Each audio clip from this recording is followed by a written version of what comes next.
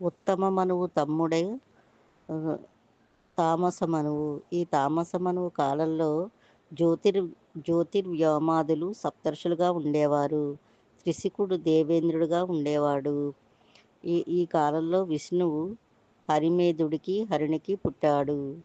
హరిమేధుడు హరిణికి పిల్లలు లేపోతే 100 దివ్య సంవత్సరాలు తపస్సు చేశారు. విష్ణువు ప్రత్యక్షమై హరిమేధుడిని, హరిణిని మీకేం కావాలని అడిగితే, మీలాంటి కొడుకే మాకు పుట్టాలి అని కోరుకున్నారు. నాలాంటి కొడుకు నేను తప్ప ఇంకెవరు ఉండరు. నేనే మీకు పుత్రుడిగా జన్మిస్తాను అని చెప్తాడు.